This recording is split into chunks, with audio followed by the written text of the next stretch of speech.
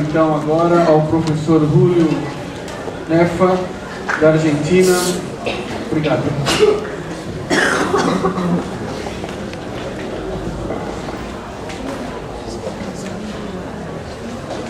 Buenos días.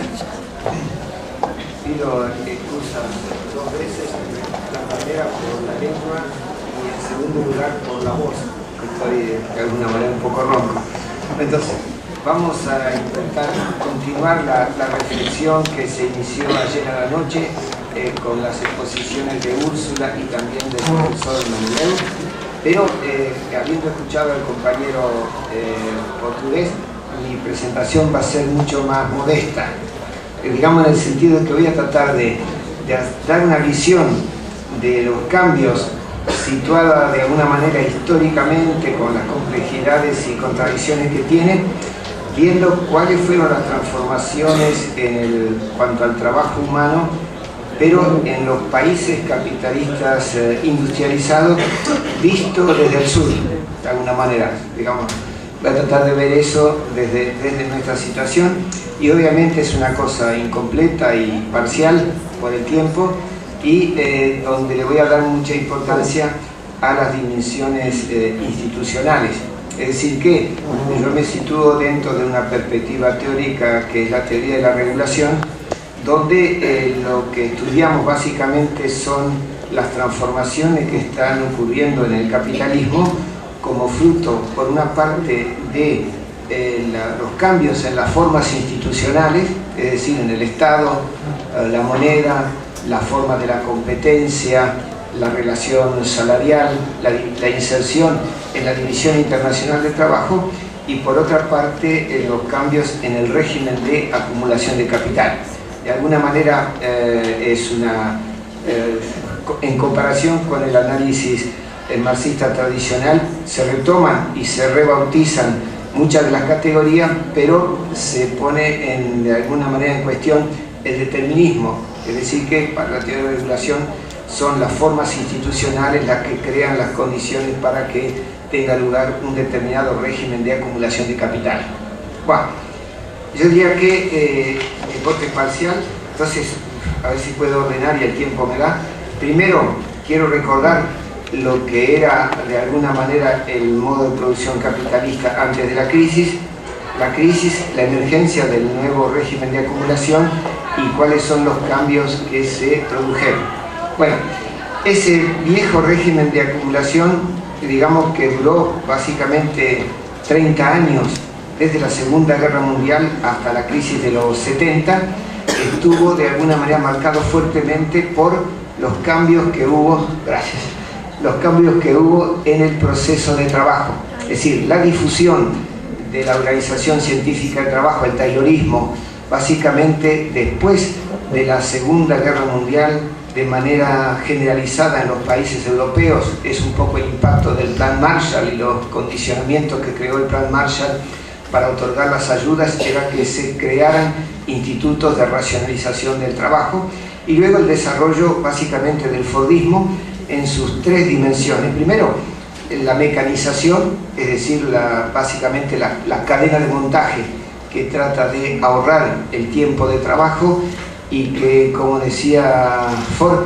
todo se mueva salvo el trabajador que quedara en su puesto de trabajo, y la cadena de montaje que le acercara los productos en vía de transformación.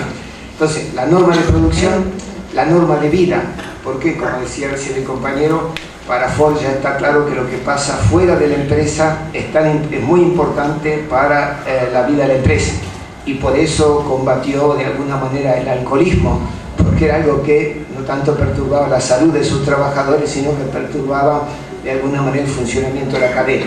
Y también lo que significó como norma de consumo, es decir que convirtió el Fordismo, y eso es importante en la historia de la humanidad, convirtió a los asalariados, a los productores, en consumidores de bienes de consumo durables, básicamente el acceso al automóvil, a los aparatos del hogar, todos los productos electrónicos, lo que fuera. Es un cambio sustancial que se logró con el aumento fuerte de los salarios en función de alguna manera de la productividad, pero sobre todo ese aumento de los salarios para poder convertir a los trabajadores también en consumidores de los bienes durables. Bueno, eso fue un cambio importante, y los países de alguna manera protagonistas en ese momento eran, por una parte, los países capitalistas industrializados, y por otra parte los países socialistas.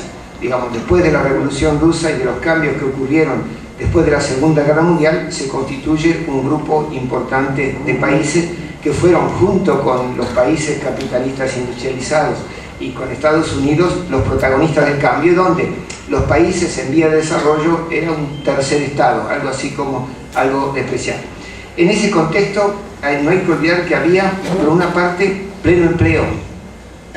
Es decir, es imposible entender lo que pasó después si no nos acordamos que había pleno empleo. Y los países capitalistas industrializados, para equilibrar el mercado de trabajo, recurrieron y estimularon la inmigración de una manera selectiva. Les faltaba mano de obra para ocupar los puestos en la cadena de montaje. Los salarios eran relativamente elevados e indexables.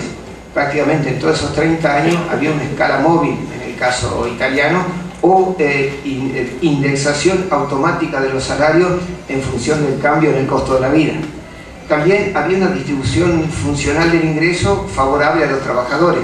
Prácticamente en los países capitalistas industrializados, el 70% del ingreso nacional va a manos de los asalariados y el otro 30% a los capitalistas o a los rentistas.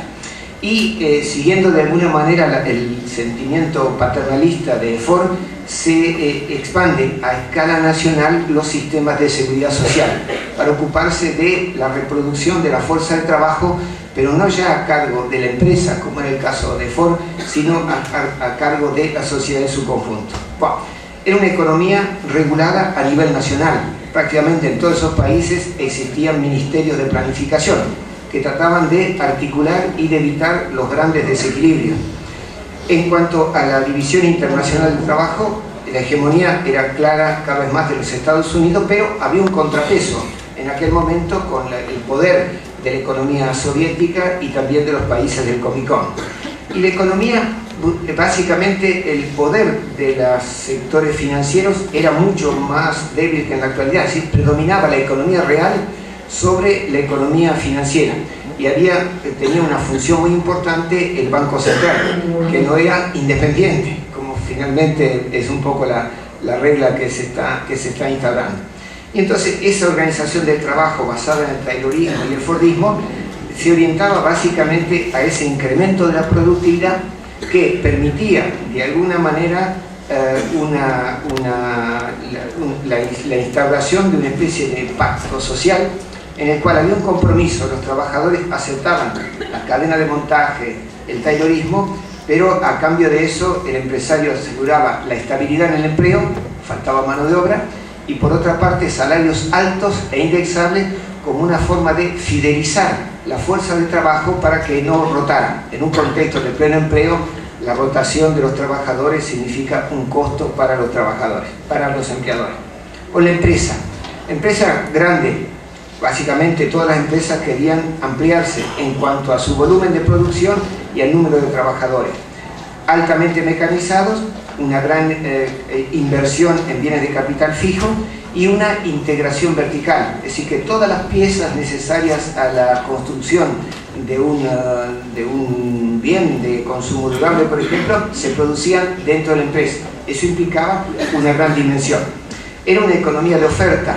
Es decir que básicamente la demanda era superior a la oferta, como que todo lo que se producía se vendía, digamos, sin necesidad de hacer tanta publicidad. Y la producción eran de series largas de productos homogéneos. Series largas de productos homogéneos, es decir que la producción masiva de productos con muy poca diferencia entre ellos. Por eso es que, como decía Ford, cualquier persona que quiere comprar un auto, que lo haga con tal que sea un Ford T negro. Y durante prácticamente 20 años Ford fabricó solamente el Ford T negro en su fábrica de Detroit. Series largas de productos homogéneos. Y también lo que se buscaba en esa producción masiva, economía de escala, la reducción de los costos unitarios. Y era una norma de competitividad según los precios. Y eso es lo que vamos a ver luego que va a cambiar. Bueno, en cuanto a esa relación salarial, ese pacto, concesiones negociadas, estabilidad en el empleo, altos salarios, en contrapartida de la aceptación del taylorismo y del fordismo, en un contexto de pleno empleo, tratando de fidelizar la mano de obra, tratando de incorporar trabajadores migrantes para equilibrar el mercado de trabajo, una distribución funcional del ingreso favorable a los asalariados como una forma de estimular la demanda de bienes de consumo durables, que era de alguna manera lo que permitía esa producción masiva, contratos entonces de duración por tiempo indeterminado con garantías de estabilidad y un estado-providencia o un estado de bienestar que se ocupaba de alguna manera con el salario indirecto de la reproducción de la fuerza de trabajo. Los sindicatos eran legítimos, tenían poder y prestigio, la tasa de sindicalización era muy elevada y había de alguna manera como orientación la búsqueda de una promoción colectiva y de un ascenso social, es decir, que los trabajadores pensaban que sus hijos en el futuro iban a tener un mejor nivel de vida y acceder a mayores bienes que ellos mismos, es decir, que la posibilidad de alguna manera de que en el futuro la situación de los hijos fuera mejor que los padres era algo que predominaba. Los trabajadores fuertemente, digamos, centralizados trabajando más bien en varones y con una formación profesional especializada. Pero llega la crisis de los años 70. Básicamente, la interpretación nuestra es que primero cae la tasa de crecimiento de la productividad, como consecuencia del fracaso del taylorismo y del fordismo para seguir de alguna manera logrando los mismos resultados que en el pasado, y eso es lo que hace caer la tasa de ganancia, como que de alguna manera es una interpretación de los cambios que ocurrieron. Y entonces se rompe el círculo virtuoso del crecimiento, es decir que al bajar la tasa de crecimiento de la productividad, caen las inversiones, hay menos posibilidad de seguir aumentando los salarios según el costo de la vida, cae la demanda y de alguna manera eso genera de alguna manera la crisis. Pero fue un estancamiento, no una recesión como la crisis de los años 29 y 30.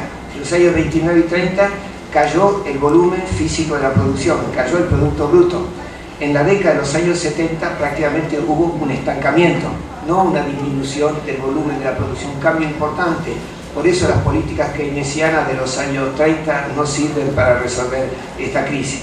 Y hubo también entonces estancamiento, inflación, un desempleo elevado y estable, y ya los salarios reales se estancan o caen, y eso hace caer el mercado interno.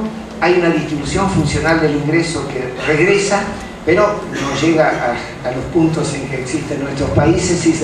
El 70% del ingreso nacional para los asalariados se pasó al 60%, en promedio, países capitalistas industrializados. Y hubo sí resistencia de los trabajadores ante estos cambios, pero sin mucho éxito. Y al mismo tiempo, en el otro bloque, los países socialistas, ocurrían cosas. Las revueltas de Hungría, la primavera de Praga en Checoslovaquia, Walesa y Polonia en Polonia, el éxito de alguna manera que tuvo hasta hace mucho tiempo la autogestión yugoslava como forma de crecimiento y el despertar de ese gran gigante que es la China. Entonces aparece una nueva regulación en el capitalismo. Y como mencionaban ayer los profesores y hoy también, es importante esa acción que llevaron a cabo Estados Unidos con el Fondo Monetario Internacional y el Banco Mundial y lo que Wilkinson denomina el consenso de Washington. ¿Cuáles fueron las recomendaciones?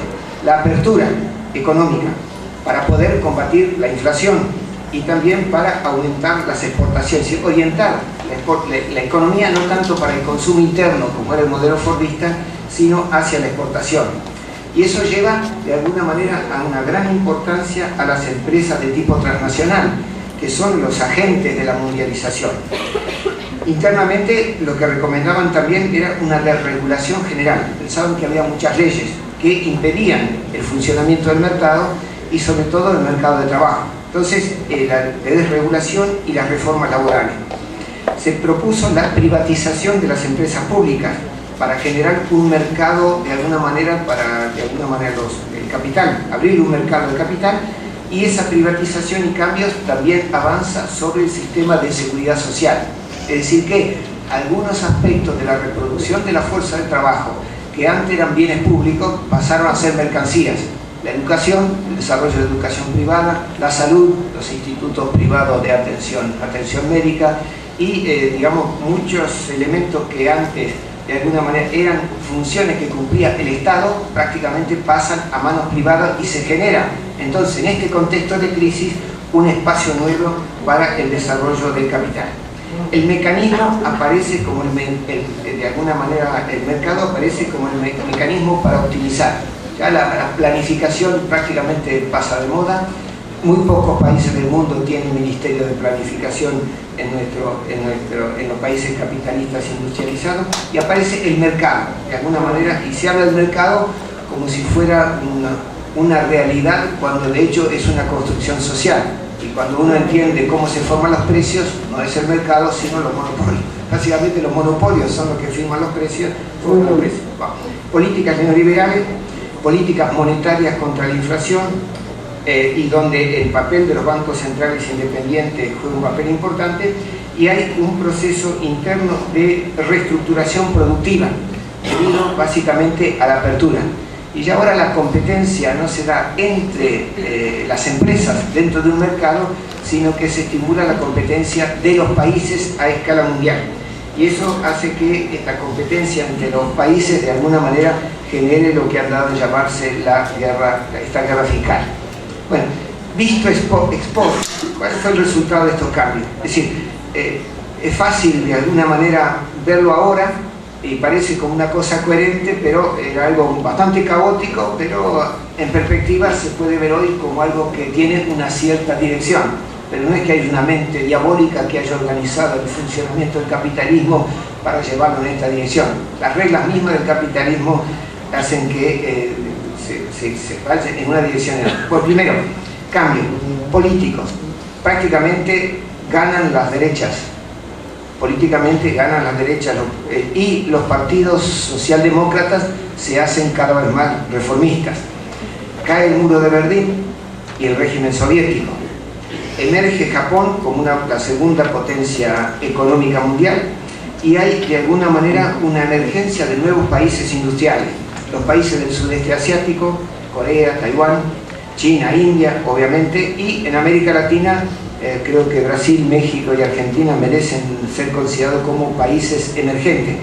Pero hay un cambio importante. Es decir, antes de la crisis estaban de alguna manera países capitalistas industrializados, países socialistas y países tercer mundo, era lo que se llamaba la tríada. Pero de alguna manera en la actualidad los bloques son diferentes. Está por una parte la Unión Europea, o sea, ya son procesos de regionalización. La Unión Europea, el Tratado de Libre Comercio de Estados Unidos, México y Canadá, la ASEAN en los países asiáticos, el Pacto Andino, el Mercosur, de modo que de alguna manera es un cambio importante, pero hay un gran actor que prácticamente perdió fuerza o desapareció. Y los otros dos cambios me parece que son, por una parte, el sistema de innovación científica y tecnológica, los cambios tecnológicos y su rápida difusión, con esta cláusula importante que tiene que ver con la propiedad intelectual. Es decir, en estos días la propiedad intelectual juega un papel importante y es el estímulo que, digamos, para la creación y la innovación científica y tecnológica. Bueno, pero estas nuevas tecnologías se han difundido con una velocidad que la historia nunca tuvo noticia. Es decir, la máquina a vapor tardó 1 o 2 siglos para poderse generalizar al sistema general de la economía. Hoy día, cuando pensamos que la primera PC se generó en 1982, y ahora prácticamente no hay ninguna empresa y muy pocas familias que no tienen acceso a una computadora. Como que es el cambio tecnológico tal vez más rápido que ocurrió en la historia, pero tiene una lógica importante en cuanto a la economía de tiempo. Así que la informática de alguna manera permite una economía de tiempo, y en lenguaje marxista de alguna manera eso es importante porque implica la desvalorización de alguna manera tanto de la mano de obra como de las mercancías. Y otra cosa importante que se habló mucho, por eso no voy a insistir, es la elevación del nivel general de educación, respondiendo a una demanda social. A esto hay que agregar lo importante que son los medios de comunicación masiva, y básicamente lo importante es que esos medios de comunicación masiva al cual todas las familias, y también las familias más pobres, están dependientes, y nuestros chicos pasan más horas frente a la televisión que a la escuela, básicamente. Está transmitiendo una serie de valores importantes, y lo más importante es que en esos medios de comunicación masivos el trabajo está ausente. Yo los desafío a ver una película, un programa de televisión o lo que fuera, en el cual haya trabajadores que sean los líderes, que sean los actores. No hay más. Trabajadores no aparecen en la tele, es algo que está como excluido. ¿Es interesante? Bueno, entonces, esto me parece que son cambios importantes. Y bueno, en cuanto a la economía, hay un crecimiento de los sectores más bien financieros, así que la economía financiera toma la delantera respecto de la economía real, y eso me parece que es importante. Había autores que dicen que ahora con la computación, en un día de movimientos de capitales a escala mundial, donde las tres bolsas más importantes, la de Japón, la de Nueva York y la de Londres, están interconectadas, se mueve una mayor dimensión de capital que en 3 meses de importaciones y exportaciones a nivel mundial. Entonces, es importante todo esto que ocurre, y el papel de la informática es algo impresionante. También hay una orientación hacia la exportación, más que hacia el mercado interno. Si el mercado interno se reduce por la caída de los salarios y la distribución funcional del ingreso que se deteriora, entonces lo que queda es exportar. Pero cuando un país exporta los mismos bienes que consume, eso genera básicamente inflación. Entonces hay una búsqueda enloquecida, digamos, de aumento de productividad, de reducción de costos, de mejora de la calidad y también de innovar. Básicamente la innovación, por eso se hablaba del cambio científico y tecnológico y esta nueva sociedad del conocimiento. El tema de la innovación y de la novedad realmente es importante. Esto lleva de alguna manera a la deslocalización, es decir que las empresas, cuando ven restringidas sus posibilidades, hay restricciones para su tasa de ganancia, se deslocalizan, primero físicamente, en los lugares donde los salarios son más baratos. Primero fue en una época dada en la maquiladora en el norte de México, ahora ya eso no es negocio, la maquiladora se traslada a China, donde hay fuerza de trabajo calificada, donde hay un mercado interno y también donde hay un apoyo a la exportación. Una nueva forma de deslocalización son lo que nos hablaba ayer la profesora Úrsula, todos los sistemas offshore, es decir que ya no hace falta trasladar físicamente la empresa, sino que hay que articular con mano de obra que está en un país y gracias a la informática pueden de alguna manera estar funcionando como los call centers. Entonces, hay también una tendencia en las empresas hacia una miniaturización, así que ya no va a haber grandes empresas que se van a crear. Las empresas van a ser más pequeñas y van a tratar de reducirse, un poco los slim, de alguna manera tratar de adelgazar de alguna manera. Y esa miniaturización se da al mismo tiempo que hay fusiones y concentraciones de empresas todos los días. Los diarios financieros cuentan cómo una empresa compra otra, el cruce de capital, lo que fuera, prácticamente queda borrosa de alguna manera quién es el propietario de una empresa, y esas fusiones y compras se dan al mismo tiempo entonces con una concentración y una tendencia hacia la subcontratación y a la terciarización. Y yo diría que en esto me parecen los trabajos del profesor Coriat son importantes, hay una búsqueda de una nueva competitividad. Ya no es la competitividad vía precios. Ahora la competitividad hay que buscarla por la calidad, hay que buscarla de alguna manera por el cumplimiento de los plazos de entrega, hay que buscarla por la variedad, hay que buscarla por la gama de variedad dentro de la empresa y por la innovación.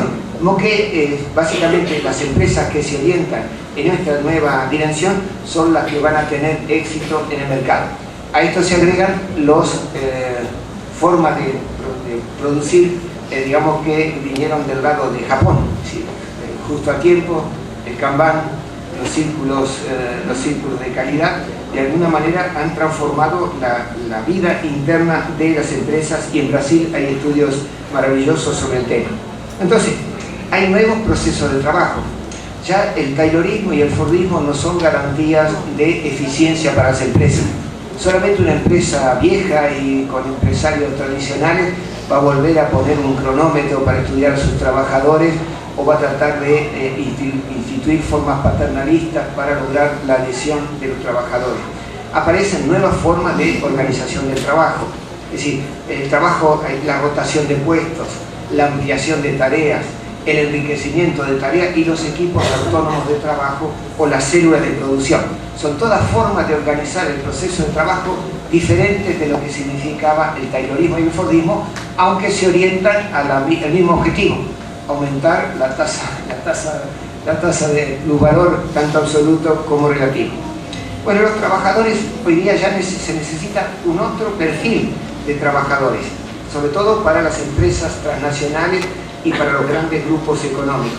Se requiere un mayor nivel de educación, básicamente, una formación profesional especializada, de alguna manera, y además de la formación y de la educación, aparece un nuevo criterio para la selección de personal, que es lo que se llama este sistema de gestión por las competencias, donde se busca, por parte de los trabajadores, que se involucren en la empresa, que tengan iniciativas, que sean capaces de aceptar el cambio científico y tecnológico, que tengan muchos deseos de promoción, de alguna manera hasta test psicológico para ver quiénes son los más ambiciosos, y a eso se los va a contratar, y personas que tengan de alguna manera capacidad para trabajar de manera autónoma y de aceptar los riesgos que significa tomar decisiones con respecto a la marcha de la empresa.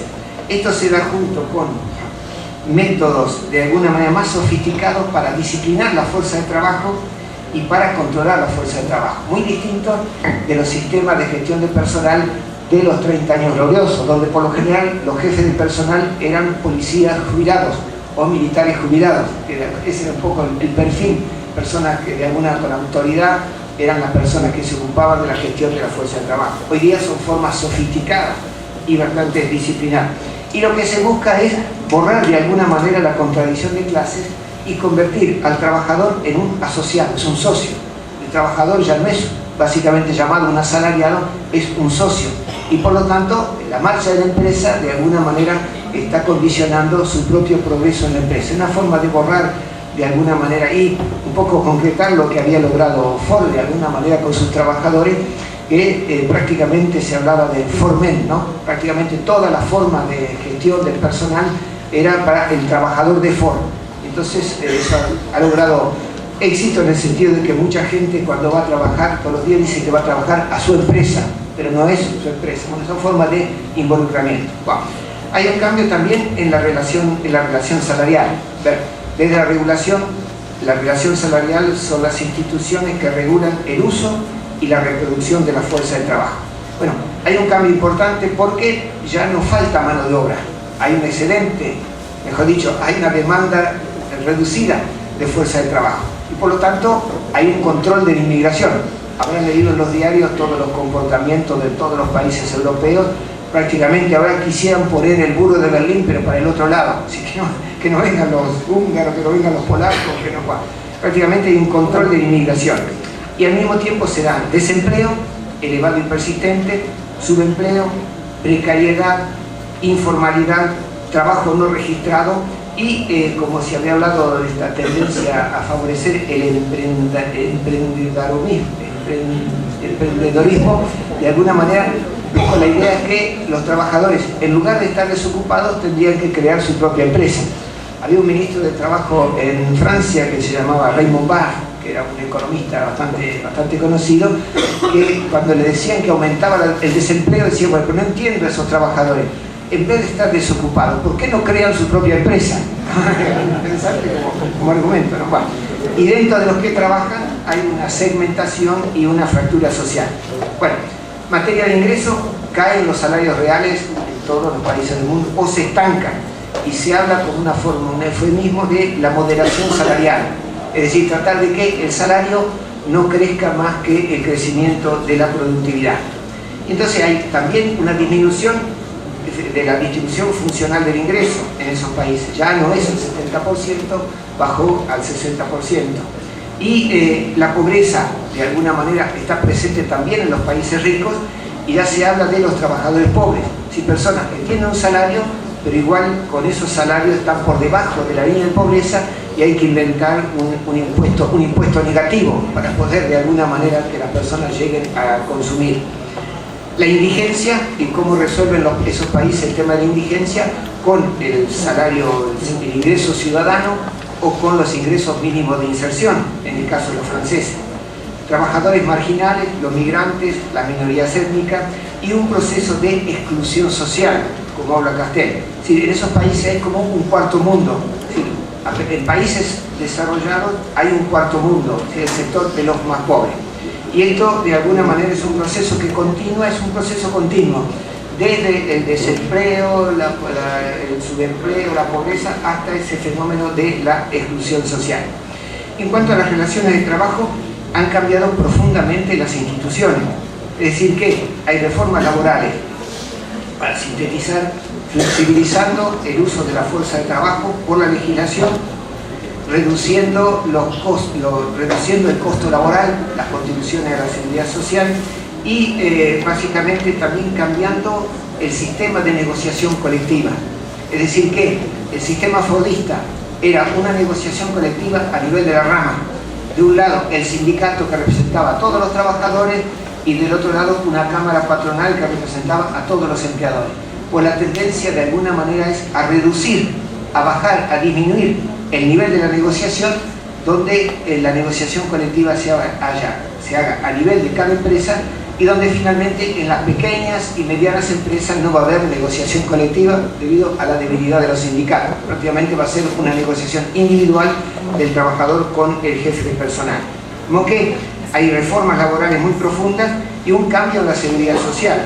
No sé cuál es la situación de Argentina, pero en el caso de Brasil, pero en el caso europeo hay un déficit de todos los sistemas de seguridad social, provocado por una parte por un aumento de la demanda de los servicios de salud y por otro lado por cambios demográficos.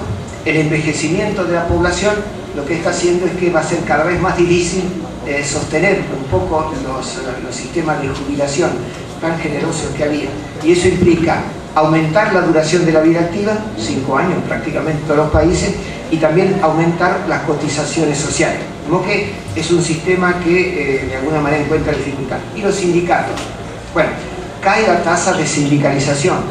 Cuando ustedes piensan que en Francia, que es el país que yo más conozco de Europa, en nuestros días hay 8 centrales sindicales, están divididos por razones ideológicas, por el tamaño, lo que fuera, todas juntas, incluyendo el sector público, no llegan al 8% de los asalariados.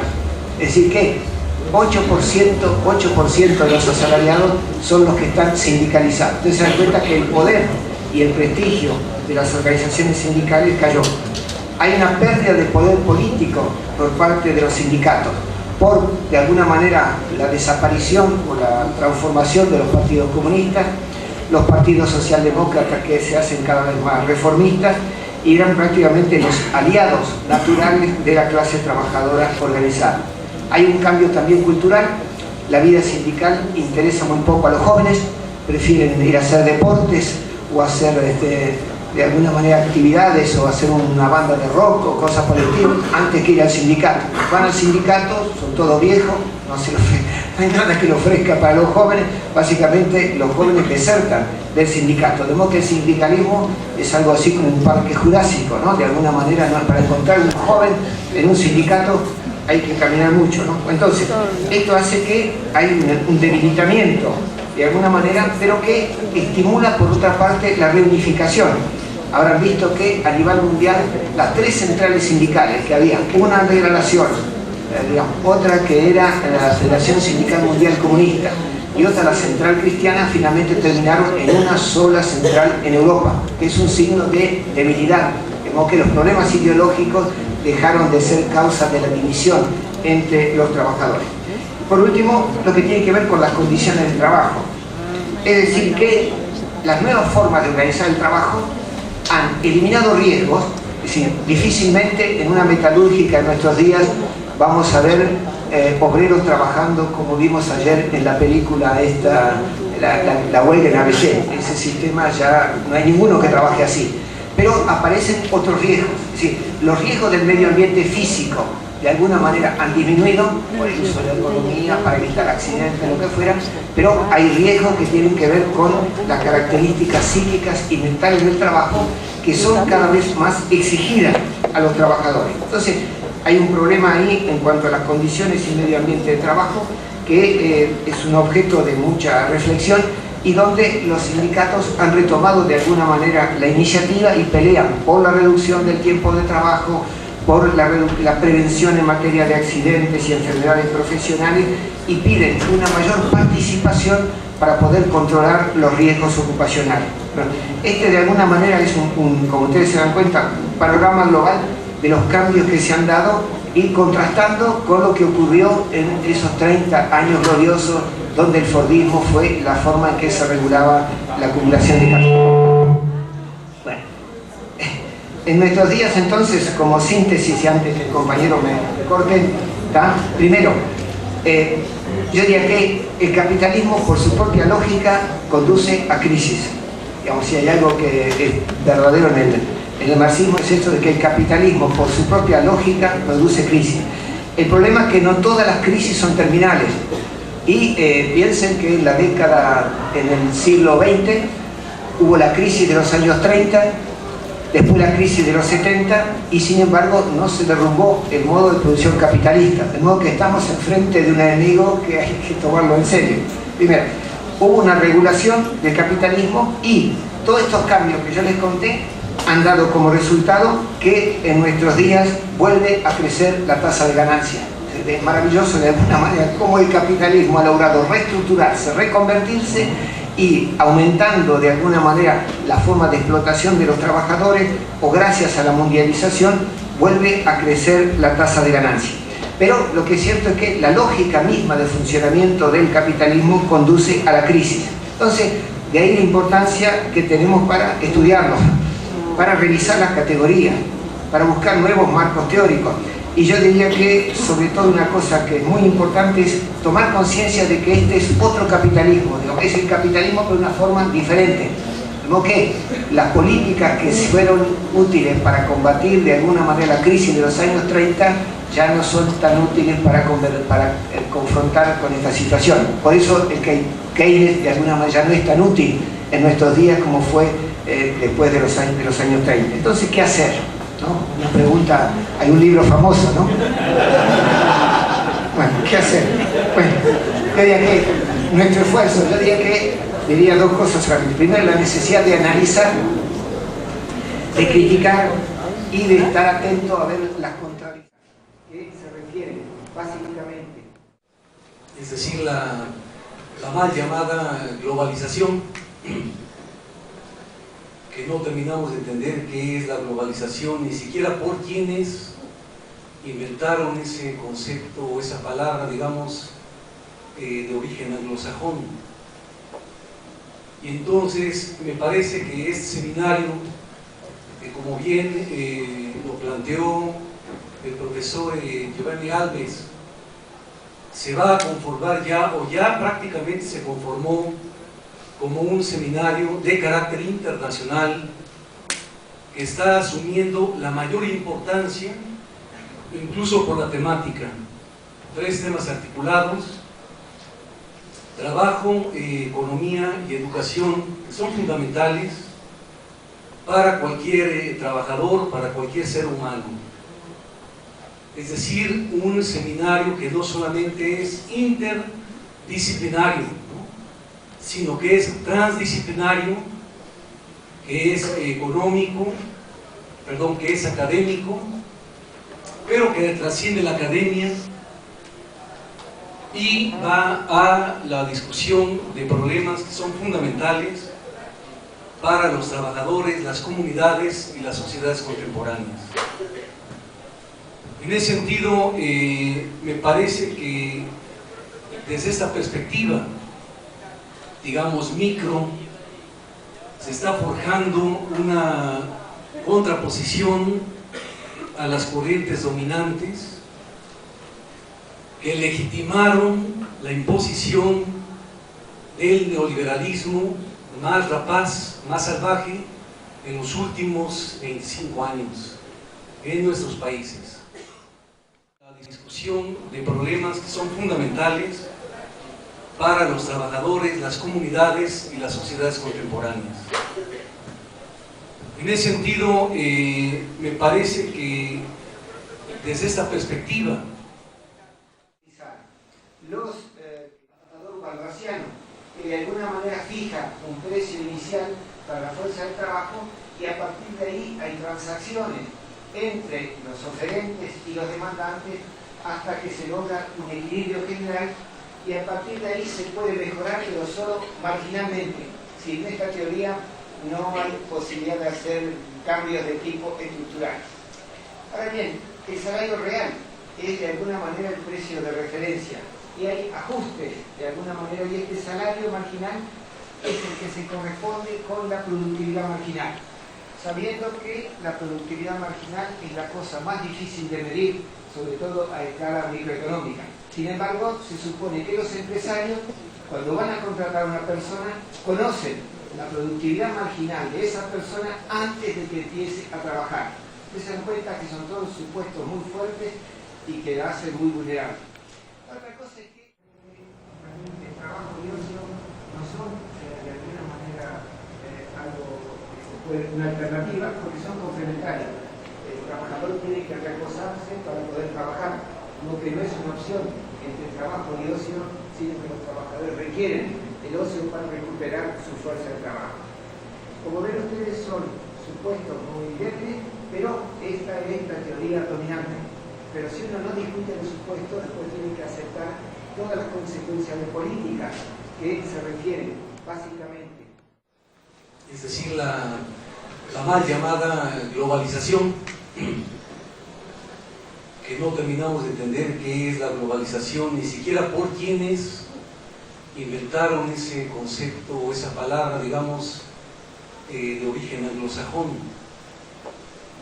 Y entonces me parece que este seminario, como bien lo planteó el profesor Giovanni Alves, se va a conformar ya, o ya prácticamente se conformó, como un seminario de carácter internacional que está asumiendo la mayor importancia, incluso por la temática. 3 temas articulados: trabajo, economía y educación, que son fundamentales para cualquier trabajador, para cualquier ser humano. Es decir, un seminario que no solamente es interdisciplinario, sino que es transdisciplinario, que es económico, que es académico, pero que trasciende la academia y va a la discusión de problemas que son fundamentales para los trabajadores, las comunidades y las sociedades contemporáneas. En ese sentido, me parece que desde esta perspectiva, digamos, micro, se está forjando una contraposición a las corrientes dominantes que legitimaron la imposición del neoliberalismo más rapaz, más salvaje en los últimos 25 años en nuestros países. Salariales, brechas salariales brutales. Yo pondré el caso de Alemania, Hungría, por ejemplo. En el ramo de las telecomunicaciones y la telefonía, un obrero húngaro gana en promedio por cada hora de trabajo 2.30 euros, mientras que el obrero alemán en el mismo ramo percibe 23 euros por hora. Diferenciales salariales brutales con tasas de explotación altísimas para los trabajadores y las trabajadoras en Hungría. Y esta tendencia se está mundializando.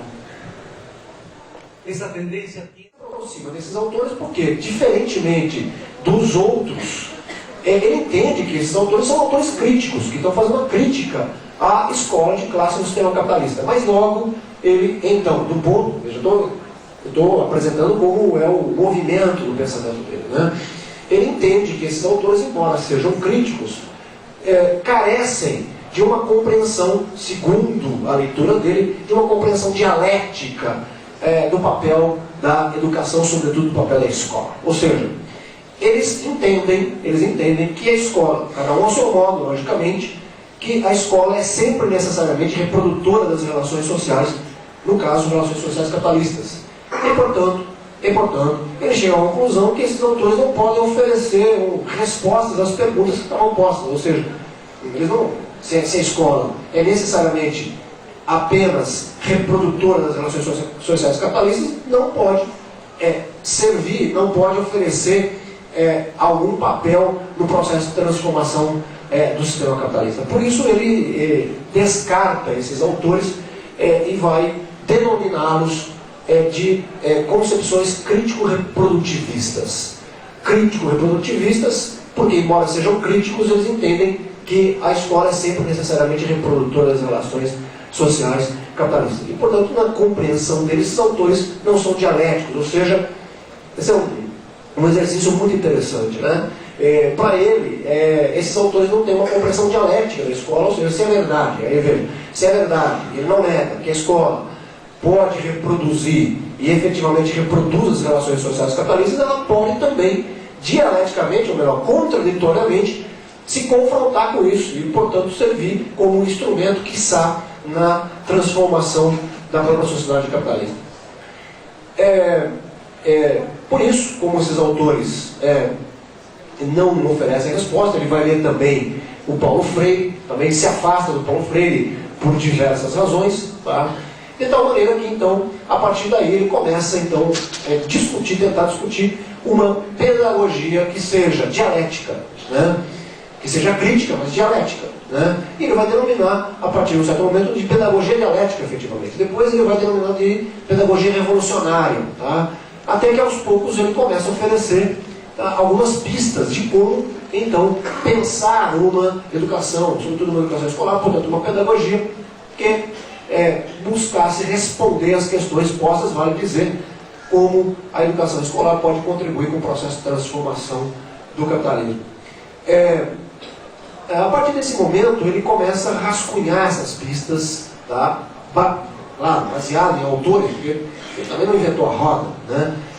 Mas essa discussão começa a se constituir de tal maneira que essas pistas ele vai produzir num livrinho que talvez seja um dos mais importantes, se não o mais importante de toda a vasta obra do Saviani, que se chama Escola e Democracia. Neste livro, exatamente, ele faz, se vocês pegarem, quem já conhece, não é novidade, mas basicamente ele faz esse movimento que acabei de apresentar aqui, já dando para o leitor algumas pistas de como seria essa pedagogia que fosse, portanto, que tivesse esse caráter dialético, vale dizer, contraditório em relação às crítico-reprodutivistas. Que depois, esse livro, para vocês terem uma ideia, foi publicado em 1983. Depois é que ele começa a denominar isso que ele chamou inicialmente de pedagogia dialética, depois revolucionária, ele vai chamar de pedagogia histórico-crítica. É uma denominação que acabou se consagrando, né, até hoje. E toda uma construção dialética do capitalismo, exército crucial da reserva, os trabalhadores diretos da produção, e como se a desprecarização do trabalho não tivesse sido conquistas antagônicas à forma organizativa da produção capitalista. Então me parece que isso é uma armadilha que a gente acaba entrando e dizer o seguinte: olha, no capitalismo liberal era legal.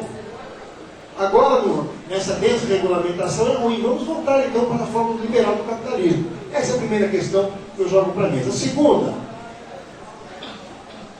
e até fazendo coro com a colega que me precedeu aqui. Quer dizer, se a escola é aparelho ideológico do Estado, e isso a gente parece que tem acordo com o Althusser, uns poucos acordos que tem com o Althusser, né?